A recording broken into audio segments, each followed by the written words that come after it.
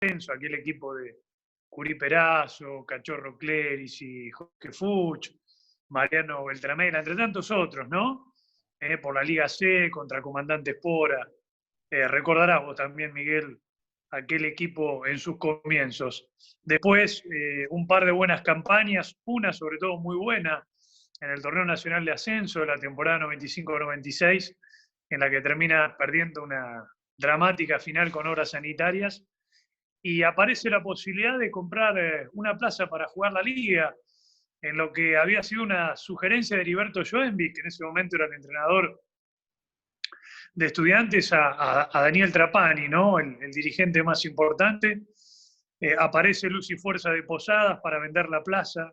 Si mal no recuerdo, creo que salió 600.000 pesos por aquel entonces, que eran dólares, porque era la época del 1-1.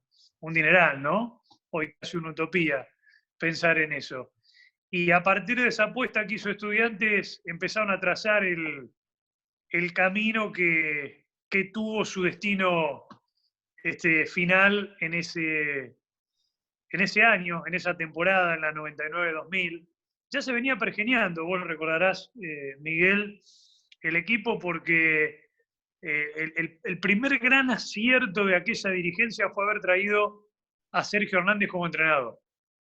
Y el gran acierto de la presencia de Sergio Hernández como entrenador en Olavarría fue el de Juan Rubiolo, que era el manager que había contratado Estudiantes por aquel entonces.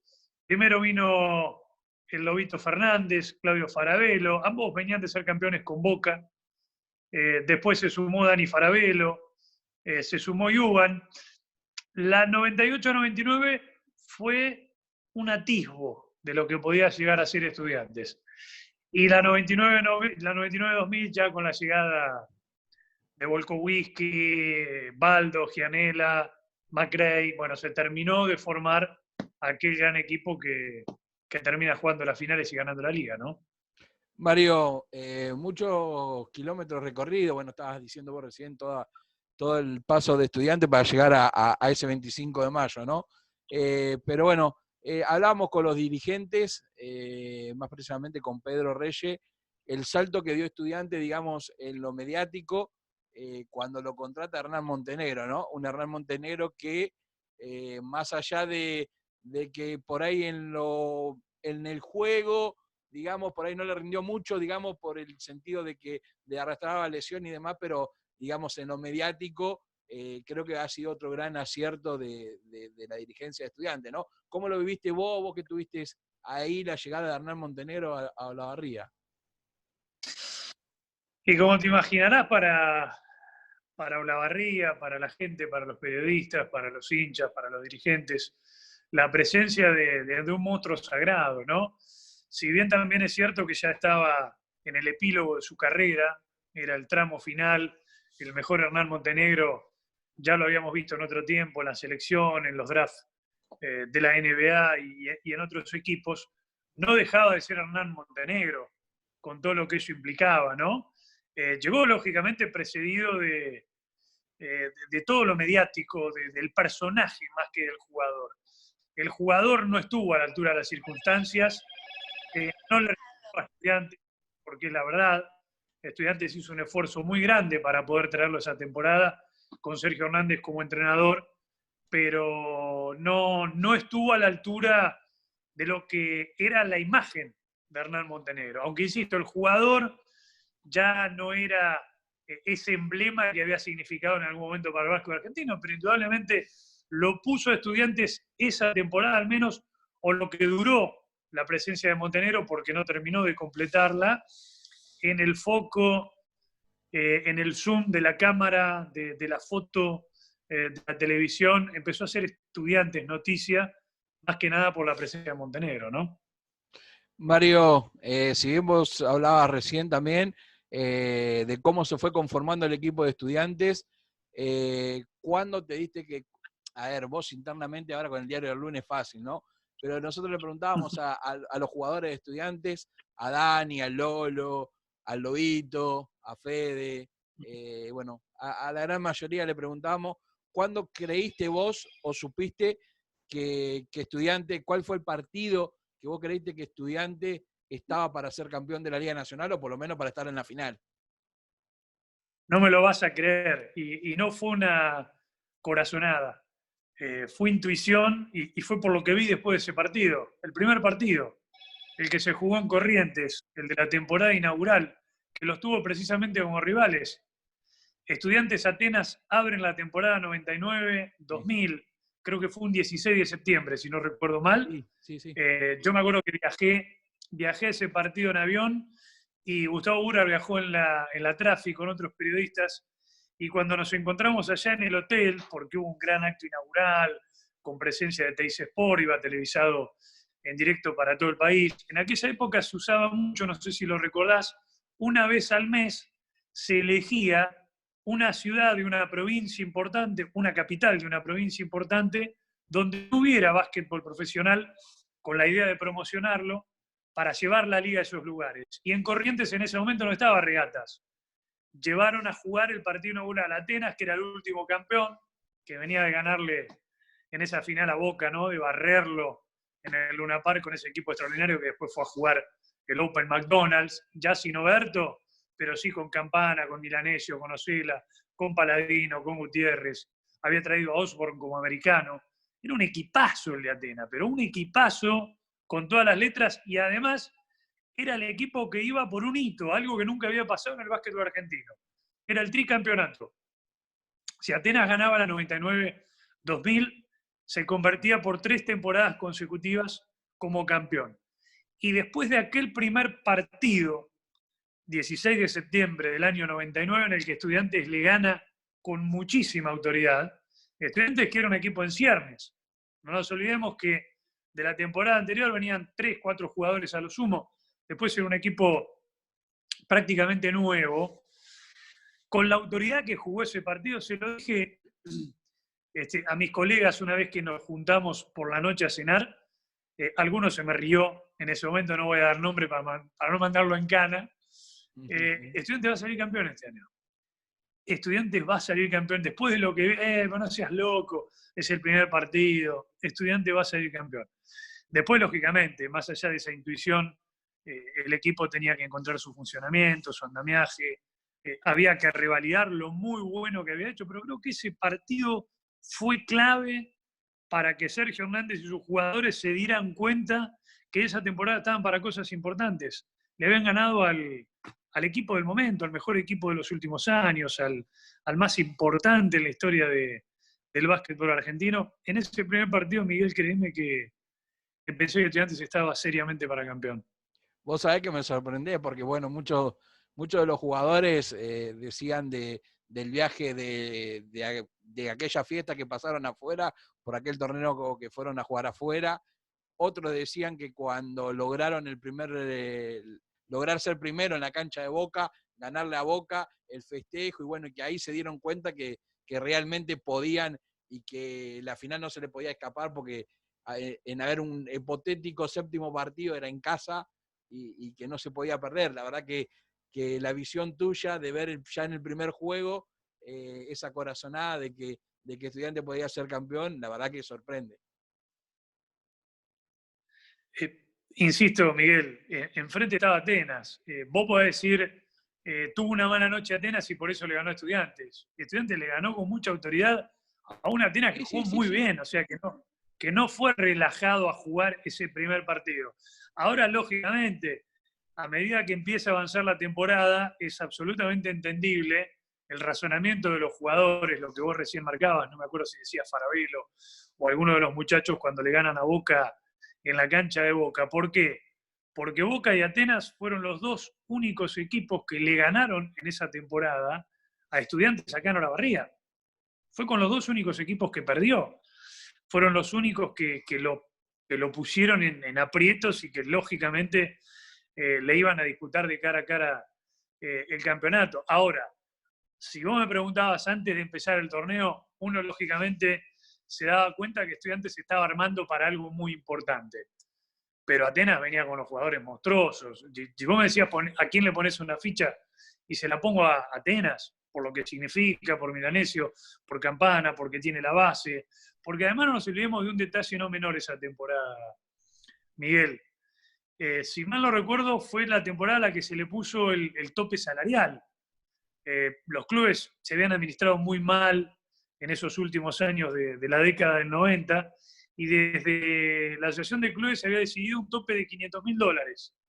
Ningún equipo podía gastar en sueldos más que eso, a punto tal que muchos jugadores se fueron a jugar al extranjero, ¿no? El caso de Montecchia, de Nocioni, de Prigioni.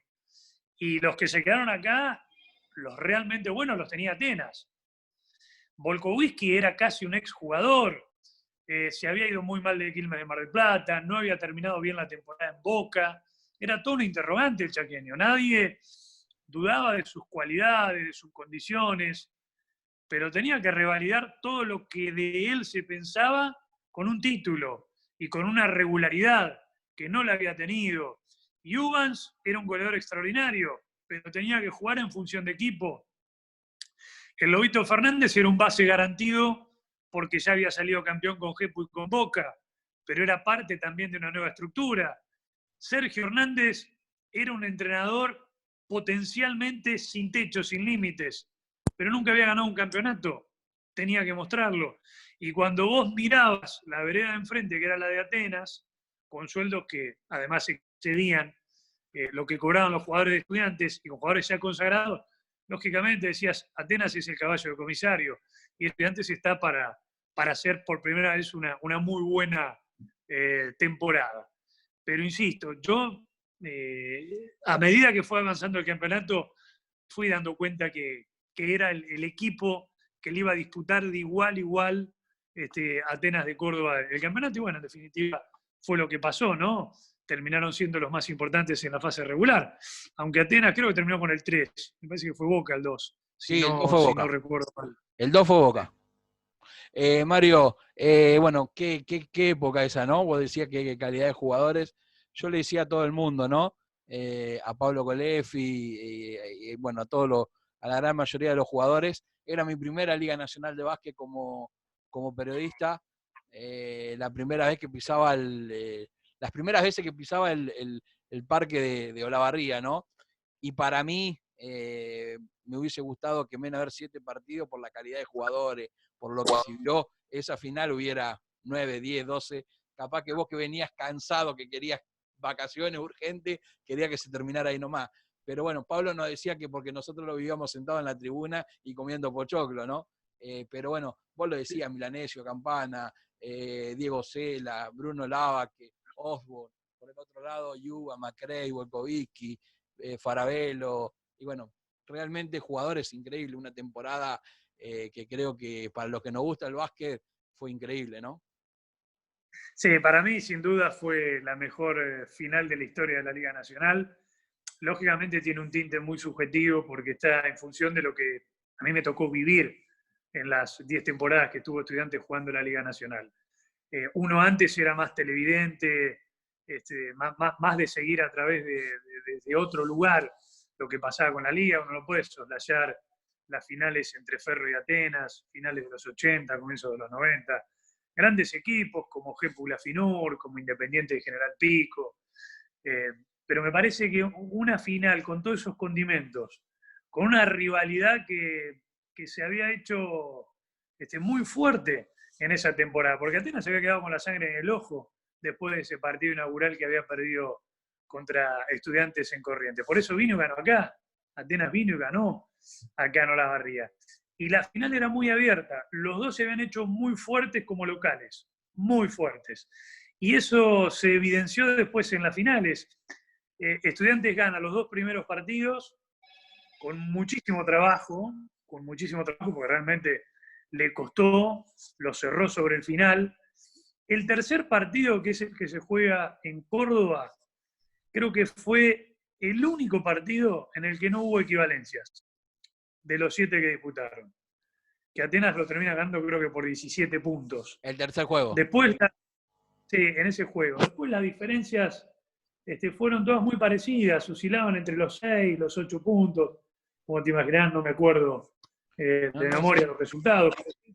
Sí tengo muy presente eso, que las diferencias eran esas, y cuando Atenas logró imponerse a Estudiantes, le bajó los 80 puntos, porque Estudiantes, el fuerte de Estudiantes era una defensa durísima, una transición rapidísima al ataque, con posiciones muy cortas, que era el juego de Sergio Hernández, y con un goleo altísimo. Estudiantes tenía un promedio de gol terrible, era un equipo que te lastimaba por todos lados, un asesino serial como le decíamos a Iuban, ¿no? Que era un tipo que no tenía referencias. Por lo general un jugador de básquet tiene referencias, este te tiraba de todos lados y la metía de todos lados, un animal. Excedía ampliamente la categoría. Pero Estudiantes había construido un equipo. Era un equipo porque tenía un base de experiencia como Fernández, tiempista, que sabía leer muy bien los momentos del juego, sabía cuándo tenía que correr, cuándo tenía que pinchar la bola, cuándo tenía que pasarla, cuándo tenía que tomar él una decisión. Después tenía un ladero, una escolta que para mí fue uno, siempre lo digo, fue uno de los mejores jugadores que vi en mi vida. Daniel Farabello, a quien lo bauticé Alibaba, ladrón de ladrón. Le decíamos, bueno, de hecho en esa temporada fue el máximo recuperador, el que más robó, ¿no? Pero no se quedaba en eso, era un jugador, el termómetro del equipo. Era vital en la defensa, pero cuando había que subir la bola y se tenía que transformar en el otro base, era el otro base, asistía, anotaba cuando tenía que anotar. Un jugador al que Estudiantes nunca pudo reemplazar. Porque recuerdo la temporada siguiente, compartiendo con Sergio Hernández el Hotel Los Dos Chinos en un cuadrangular en el que Estudiantes jugó con Real Madrid, con Boca, con Atenas, se lo lleva a Quilmes de Mar del Plata, a Dani Farabello. Y nunca lo vi a Sergio Hernández lamentarse tanto.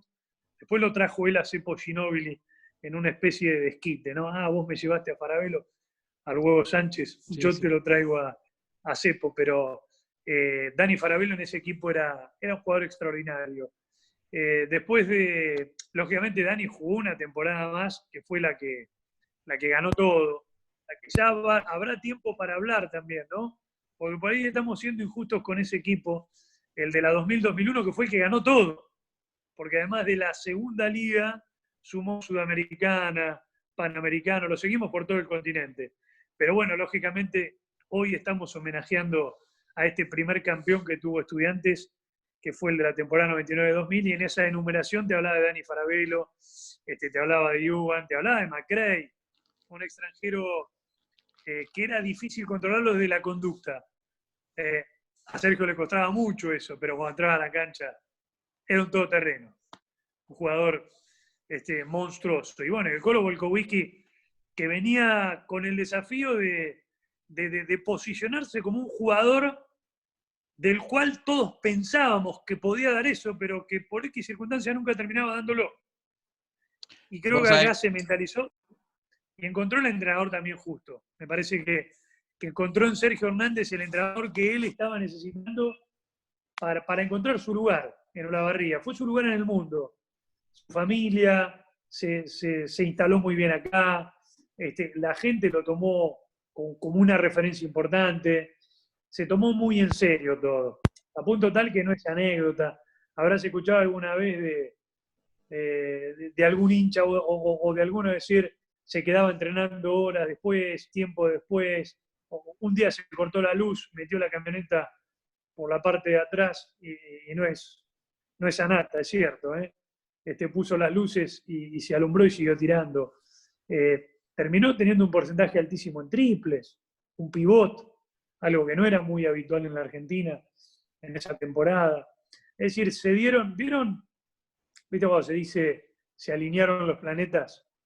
Bueno, yo creo que pasó un poco eso con Estudiantes, ¿no? Sin quitarle mérito, lógicamente, primero a los dirigentes que apostaron a armar un gran equipo, después al ojo del entrenador, para sumarle a lo que ya tenía las piezas que él estaba necesitando, y por supuesto después a cada jugador que dio lo mejor de sí en esa temporada, porque además tenía una muy buena rotación, la experiencia de Claudio Farabello, que venía de ser campeón con Boca, Víctor Baldo, que ya había dejado de ser una promesa, que en regatas había demostrado, en regatas de San Nicolás, todo su potencial, Nico Gianella, que era un juvenil ya que prometía para irse al exterior, venía de Gimnasia y Grima de la Plata, pero era un jugador que ya uno veía en ese momento al pibe 10, como le decíamos, con muchas posibilidades de emigrar, que iba a ser muy difícil retenerlo. Y después los más chiquitos, con Fede Marín, con Miculas. No nos olvidemos que ese año coincidió también con el proyecto de la Liga Junior, con la de Yusid, que era un entrenador de la hostia para ese nivel, ¿no? Por eso digo, se dieron una serie de condiciones que terminaron generando el estudiante que después vimos a lo largo de toda la temporada y que tanto placer y sufrimiento a la vez nos dio verlo en esas 7 finales con Atenas. Mario, hablabas de tu compañero Gustavo Burga, que bueno, que te acompañó en todas las temporadas, que te sigue acompañando en los distintos viajes de estudiantes. Me imagino que alguna anécdota, algo debe haber pasado, algo deben tener entre los dos juntos, de haber seguido tanto a estudiantes, de haber estado tantas temporadas juntos, ¿no?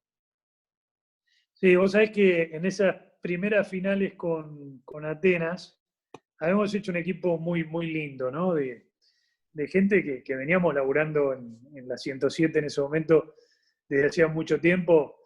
En el caso mío, con el básquetbol y la tira diaria.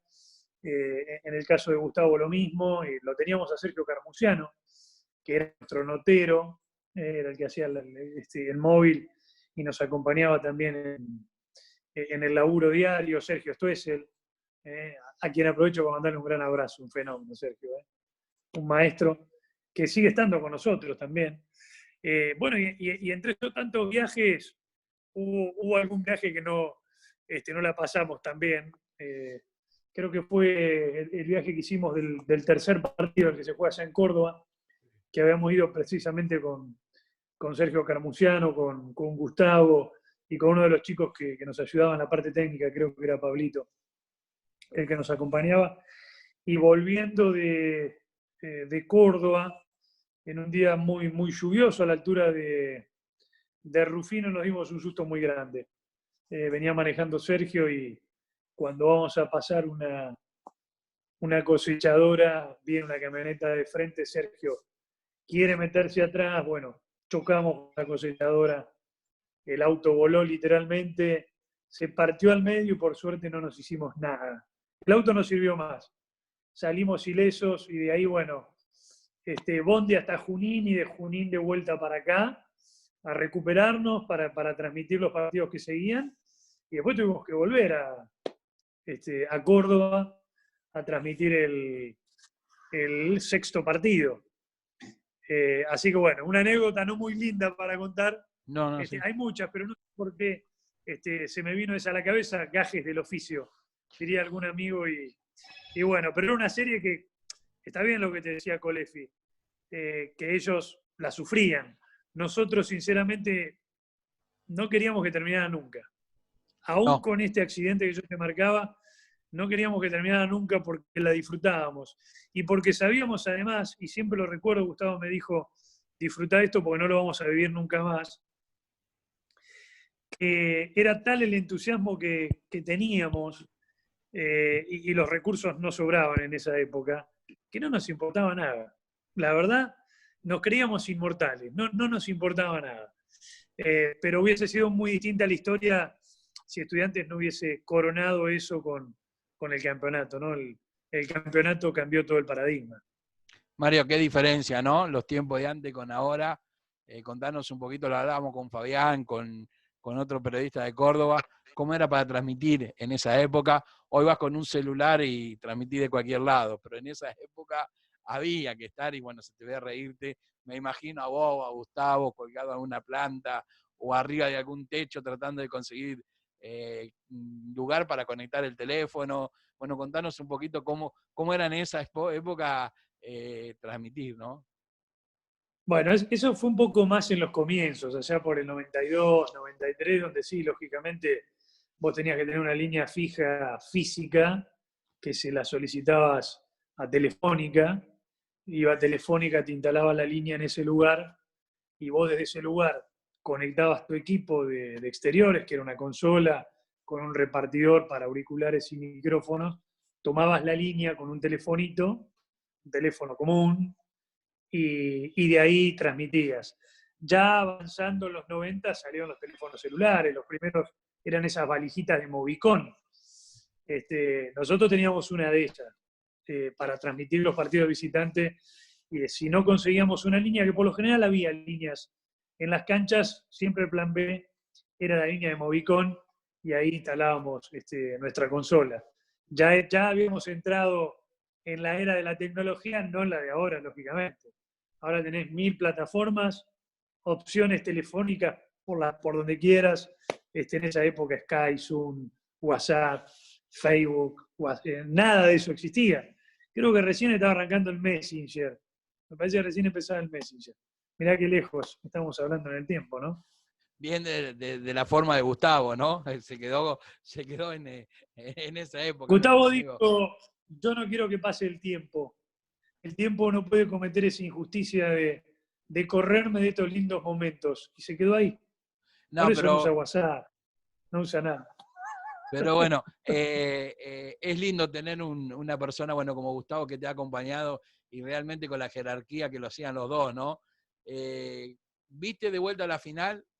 ¿O qué te pasa por tu cabeza cuando esos últimos minutos de esa última final, el relato tuyo, junto con las imágenes de Trace Sport, creo que es algo que a mí, que no lo veo, a mí se me pone la piel de gallina, tanto escucharte a vos, ver las imágenes, ver la gente. Si recordás ese momento, ¿qué es lo que te pasó por la cabeza? Y si creías que por ahí a Estudiantes se le podía escapar, ¿no? Porque faltando 3 minutos perdía por 6 puntos, como decía, con un Atenas tremendo, y lo remonta a través de un Nicolás Gianella realmente increíble y un Volkovitsky que tuvo una gran temporada, lo que vos venías diciendo, y una gran final. No, aparte fue un partido increíble, Miguel. Fue un partido increíble que lógicamente nosotros lo empezamos a vivenciar desde la radio desde muy temprano, con móviles instalados en la cancha, con la gente desbordada totalmente, con larguísimas colas para poder ingresar al estadio, todas las entradas vendidas. Si mal no recuerdo, las habían vendido en 3, 4 horas.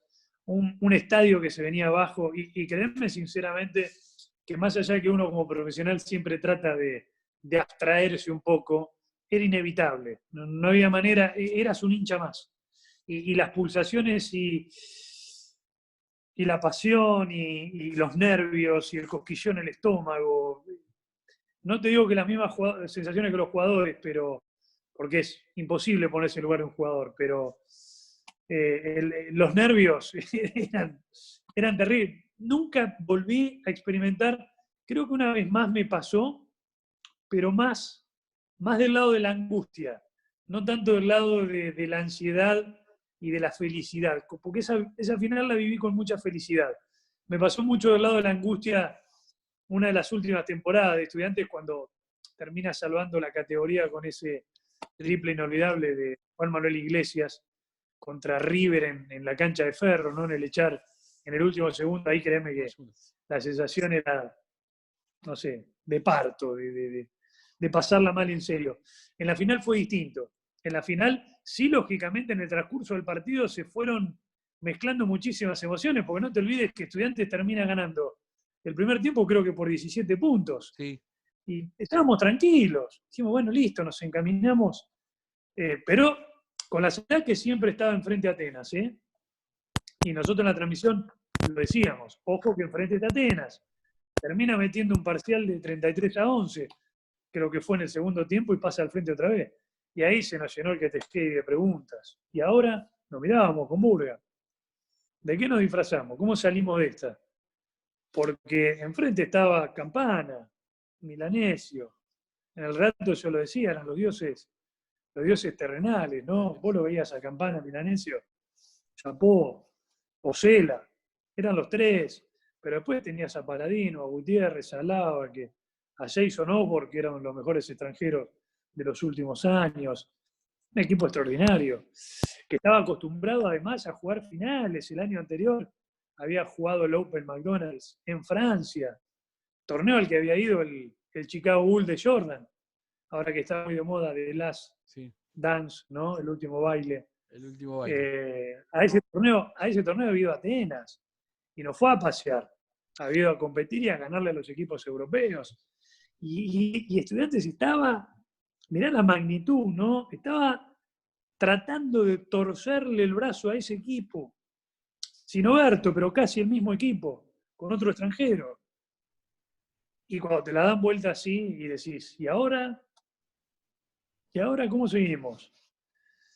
Bueno, y después yo creo que hay dos cambios que fueron claves en ese partido, ¿no?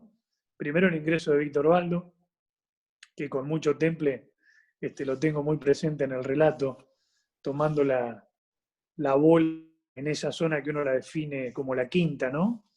De la línea perimetral hacia adentro, casi sobre el fondo de la cancha, con ese amague, esa finta, dos amagues, saca el tiro y mete ese tiro que es el que nos da el oxígeno, ¿no?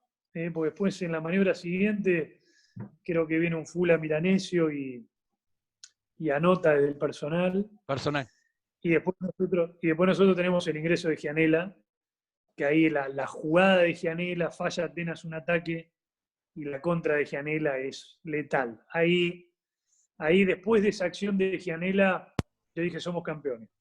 Somos campeones, no hay manera, no hay forma que a Estudiantes se le escape este título. Y bueno, fue en definitiva lo que pasó, pero lo vivimos fueron sensaciones muy encontradas, con mucha felicidad, mucha angustia, al mismo tiempo que el partido no se terminaba nunca. Y vos sabías que enfrente estaba Tena y que en cualquier momento te podía dar vuelta a la historia. Pero créeme sinceramente que después de la acción de Gianella dije, acá bajamos la persiana. Y después lo que vino, ¿no? La locura desatada, la gente invadiendo la cancha, verlo a Sergio Hernández llorar, a los dirigentes, ¿no? A Jorge Rodríguez, a Daniel Trapani, a Pedro Reyes, porque realmente, como lo decíamos en el relato, se habían esforzado mucho, habían sufrido mucho, se habían pasado por un montón de situaciones, de las malas y de las buenas, más malas que buenas.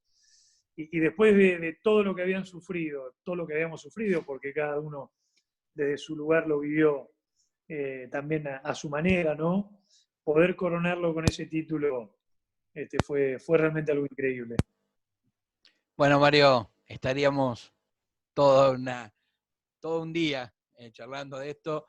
Te agradecemos estos minutitos, te agradecemos el tiempo que te tomaste para charlar con Básquet Formativo, estos minutitos y recordar estos 20 años del primer título de Estudiante, y como dijiste vos, el año que viene lo tendremos que hacer con el otro equipo que también creo que le dio de todo a la ciudad, porque bueno, creo que como decíamos con Pedro, ¿no? Y con varios dirigentes. Y con vos me acuerdo que hicimos una nota y también lo remarcabas y coincidía conmigo, que creo que no era solamente Olavarría, sino creo que era toda una ciudad. Está bien, el hincha Estudiante podrá cargar al hincha de Racing, al de Pueblo Nuevo y demás, pero ese 25 de mayo el hincha de Racing y el hincha de Pueblo Nuevo, por más fanático hincha de Racing que fuera, estaba hinchando por Estudiante porque era el equipo de la ciudad, y creo que pasó lo mismo en la zona.